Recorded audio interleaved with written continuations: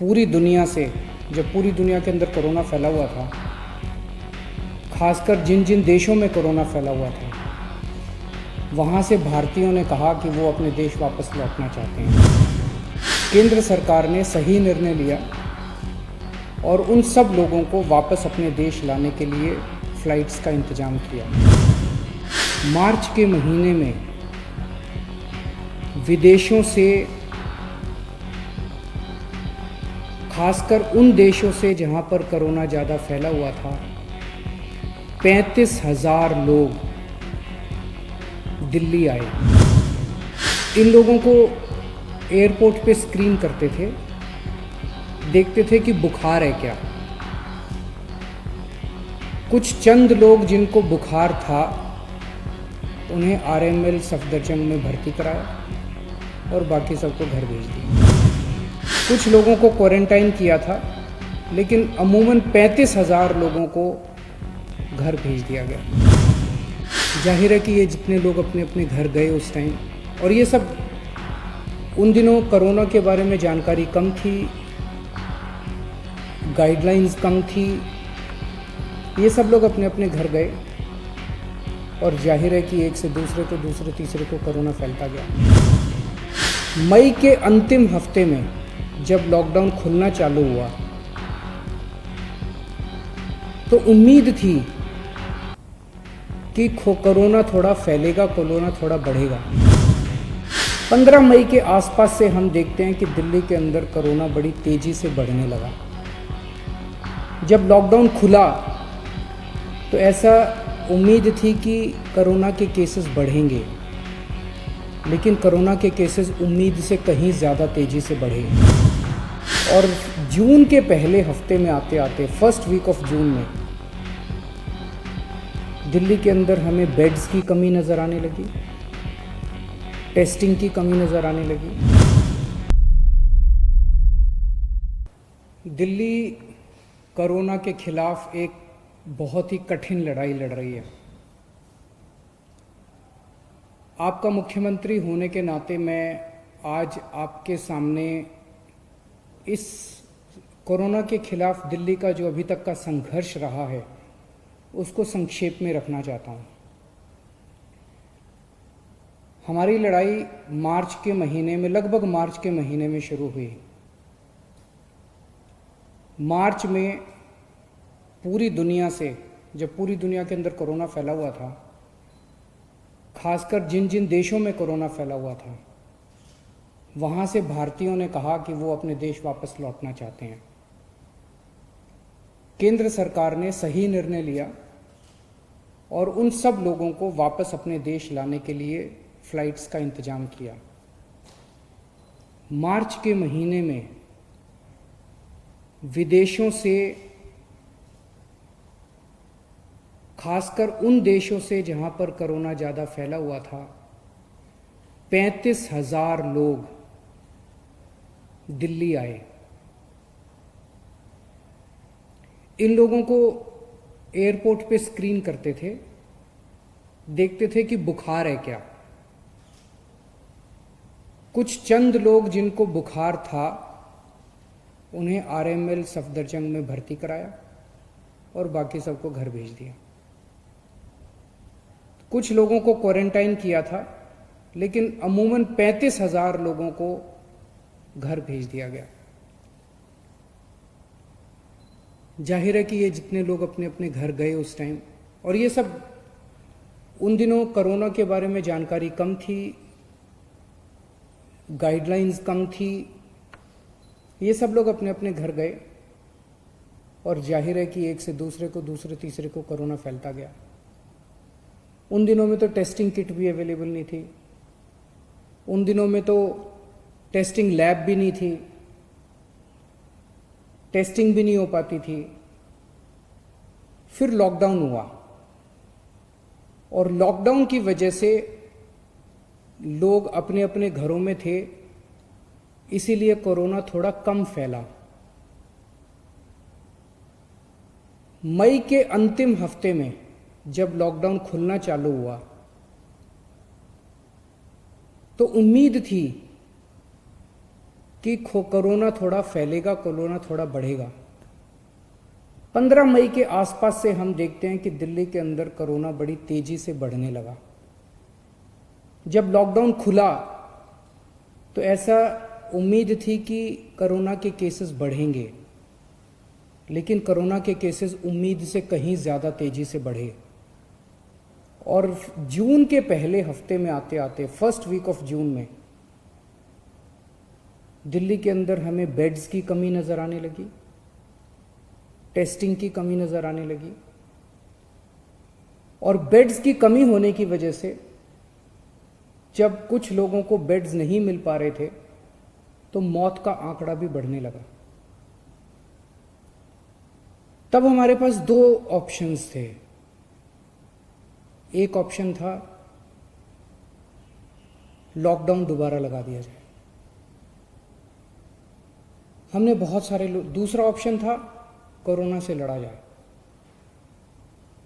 जनता से पूछा, जनता का कहना था कि लॉकडाउन कब तक रहेगा, कभी ना कभी तो लॉकडाउन, आज नहीं तो कल, कल नहीं तो परसों, 1 महीने बाद, 2 महीने बाद लॉकडाउन तो खोलना पड़ेगा। तो निर्णय लिया गया कि कोरोना से लड़ेंगे, कोरोना से मिलकर सामना करेंगे, सारी दिल्ली के लोग मिलकर कोरोना का सामना करेंगे, कोरोना से युद्ध करेंगे। और तब ये पूरा प्लान बनाया गया और कोरोना से युद्ध में 5 हथियार तैयार किए गए। पहला हथियार, बेड्स की संख्या बढ़ाई गई। हमने देखा कि लोगों को कोई एक अस्पताल से दूसरे अस्पताल में दौड़ रहा है, दूसरे से तीसरे में दौड़ रहा है, बेड्स नहीं मिल रहे हैं, बेड्स की बहुत कमी है। मेरे पास रात रात भर फोन आते थे, मैं रात रात भर जाग के लोगों के लिए बेड्स का इंतजाम करता था। पिछले कुछ दिनों से फोन आने बंद हो गए हैं। पिछले 1 महीने में हमने दिल्ली के अस्पतालों में कोरोना के मरीजों के लिए बहुत बड़े स्तर के ऊपर बेड्स का इंतजाम किया है। हमने सबसे पहला निर्णय लिया कि दिल्ली के सारे बड़े अस्पतालों में कम से कम 40% बेड्स कोरोना के मरीजों के लिए रिजर्व कर दिए। दूसरा बड़ा निर्णय लिया, दिल्ली के कुछ एक चंद बड़े अस्पतालों को, प्राइवेट और सरकारी अस्पतालों को पूरी तरह से कोरोना अस्पताल डिक्लेयर कर दिया गया। तीसरा बड़ा निर्णय लिया, हमने कई होटलों को अस्पतालों के साथ अटैच कर दिया। तो अस्पताल में 100 बेड हैं, लेकिन होटल में 200 बेड और लग गए, तो उस अस्पताल के 300 बेड हो गए एक तरह से। इस तरह से अस्पतालों की कैपेसिटी बढ़ाई हमने।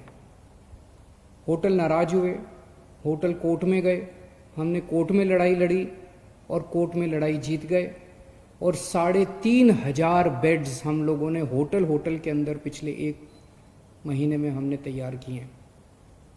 अब राधा स्वामी सत्संग ब्यास में 2,000 बेड्स और तैयार हो चुके हैं। 10,000 बेड्स बहुत जल्दी तैयार हो जाएंगे।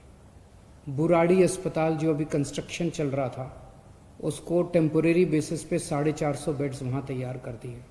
तो पिछले 1 हफ्ते में पहला हथियार हमारा ये था, कोरोना के खिलाफ युद्ध में हमारा पहला हथियार था कि बेड्स की संख्या बहुत बड़े स्तर पे बढ़ा दी जाए। जून के पहले हफ्ते में दिल्ली में अस्पतालों में बेड्स नहीं मिल रहे थे। आज कोरोना के जितने बेड्स हैं, 13,500 बेड्स हैं दिल्ली में, जिसमें से 7,500 बेड खाली पड़े हैं, केवल 6,000 बेड्स ऑक्यूपाइड हैं। अभी बेड्स की फिलहाल कमी नहीं है, प्राइवेट में भी और सरकार में भी। लेकिन हमें हाथ पे हाथ रख के नहीं बैठना, अभी आगे का भी हम इंतजाम कर रहे हैं। और भी बेड्स खाली पड़े रहे बेड्स, लेकिन बाई चांस कल को कोरोना बढ़ गया तो उसकी तैयारी करनी है, इसलिए और भी खूब बेड्स का हम इंतजाम कर रहे हैं। दूसरा हथियार हमारा था टेस्टिंग एंड आइसोलेशन। जून के पहले हफ्ते में हमने देखा कि लोगों को टेस्टिंग करने के लिए धक्के खाने पड़ रहे थे। कुछ टेस्टिंग लैब्स ने गड़बड़ करनी चालू कर दी, पॉजिटिव को नेगेटिव दिखा देते थे, नेगेटिव को पॉजिटिव दिखा देते थे। उन लैब्स के खिलाफ एक्शन लेना पड़ा और हमने कई सारे कदम उठाए जून के पहले हफ्ते में जहां डेली 5,000 टेस्ट हो रहे थे, आज दिल्ली में 20,000 टेस्ट डेली हो रहे हैं। देश में लगभग सबसे ज़्यादा टेस्ट डेली दिल्ली में हो रहे हैं, 20,000 टेस्ट डेली। अब किसी की शिकायत नहीं आ रही है कि टेस्टिंग में दिक्कत है। टेस्टिंग एंड आइसोलेशन, हम टेस्ट करते हैं, खूब टेस्ट कर रहे हैं, जम के टेस्ट कर रहे हैं, गली गली में टेस्ट कर रहे हैं और आइडेंटिफाई करते हैं कौन कोरोना का मरीज है और उसको आइसोलेट कर दो, कौन कोरोना का मरीज है उसे आइसोलेट कर दो। बहुत बड़े स्तर पे दिल्ली में चल रहा है और इसके लिए मैं खास तौर से केंद्र सरकार का शुक्रिया अदा करना चाहता हूँ, जिन्होंने हमें रैपिड टेस्टिंग की में मदद की। एंटीजन टेस्ट्स, उन्होंने पहले हमें कुछ किट्स दिए, अब तो हमने 6 लाख किट खुद भी खरीद लिए, लेकिन पहले एंटीजन टेस्ट शुरू करने के किट्स हमें केंद्र सरकार ने दिए, परमिशन दी, हमारा हाथ पकड़ के हमें करना सिखाया। इसके लिए हम केंद्र सरकार के आभारी हैं। तीसरा हमारा हथियार था कोरोना की लड़ाई में, तीसरा हथियार है oximeters and oxygen concentrators. Corona में सबसे बड़ी दिक्कत होती है कि ऑक्सीजन की कमी हो जाती है और ऑक्सीजन की कमी होने से आदमी की डेथ हो जाती है। तो हमने जितने लोग घरों के अंदर अपना इलाज करा रहे हैं, सबके घरों में ऑक्सीमीटर भेज दिए। ऑक्सीमीटर होता है, उससे आप अंगूठा डाल के और पता कर लेते हो कि आपके अंदर ऑक्सीजन कितनी है। तो हमने सारे पेशेंट्स को बोला, वे घंटे 2 घंटे में अपनी चेकिंग कर लेना, अगर आपकी ऑक्सीजन का लेवल कम हो हमें फ़ोन कर देना, हम आपके घर ऑक्सीजन भेज देंगे और आपको अस्पताल में शिफ्ट कर देंगे। तो ऑक्सीमीटर जो है एक तरह से सुरक्षा कवच का काम कर रहा है अपने कोरोना के मरीजों के लिए। और ऑक्सीजन कॉन्सेंट्रेटर, अगर कोई अस्पताल में आए तो उसको ऑक्सीजन की सिलेंडर की और उसकी कमी नहीं होनी चाहिए, इसीलिए हम कोशिश कर रहे हैं कि सरकार के हर बेड में ऑक्सीजन की व्यवस्था हो।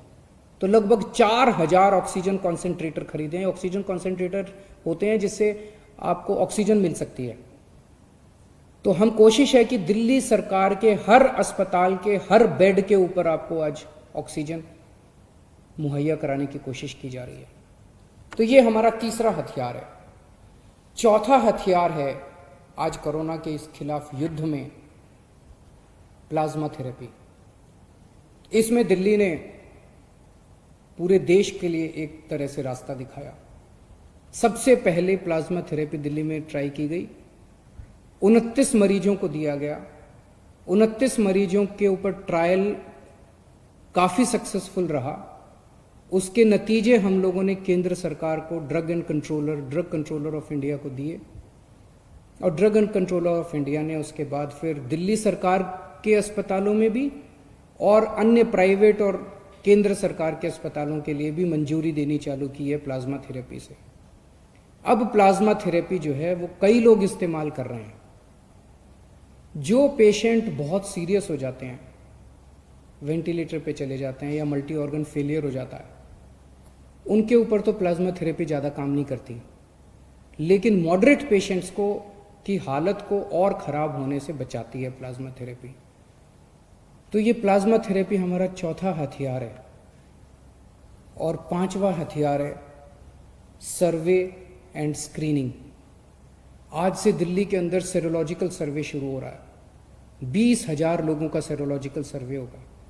घर घर के अंदर जाके सेरोलॉजिकल सर्वे कर रहे हैं, जिससे पता चलेगा कि दिल्ली में किस लेवल पे कोरोना फैला हुआ है। इस तरह के और भी खूब सर्वे और स्क्रीनिंग चलते रहेंगे। तो ये 5 हथियार हमारे हैं कोरोना के खिलाफ। हम खास तौर से केंद्र सरकार का शुक्रिया अदा करना चाहते हैं, जिन्होंने इस लड़ाई में हमें कदम कदम पे सहयोग दिया। हम मीडिया का शुक्रिया अदा करना चाहते हैं, जिन्होंने हमारी समय समय पे कमियां बताई, गलतियां बताई, ताकि हमें मौका मिला उनको सुधार करने का। बहुत सारी समाज सेवी संस्थाएं हैं जो हमें इस पूरी मुहिम के अंदर दिल्ली वालों की मदद कर रही हैं। जीत निश्चित है, लेकिन जीत कब होगी ये नहीं कह सकते।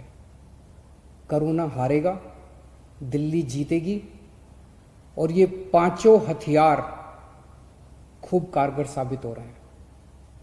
बहुत बहुत शुक्रिया। ਸਾਡਾ ਹਰ ਇੱਕ ਪ੍ਰੋਗਰਾਮ ਵੇਖਣ ਤੇ ਸਾਡੇ ਨਾਲ ਜੁੜਨ ਲਈ ਸਬਸਕ੍ਰਾਈਬ ਕਰੋ ਚੈਨਲ ਪੰਜਾਬੀ ਤੇ ਨੋਟੀਫਿਕੇਸ਼ਨ ਲਈ ਬੈਲ ਆਈਕਨ ਵਾਲੇ ਬਟਨ ਤੇ ਕਲਿੱਕ ਕਰੋ।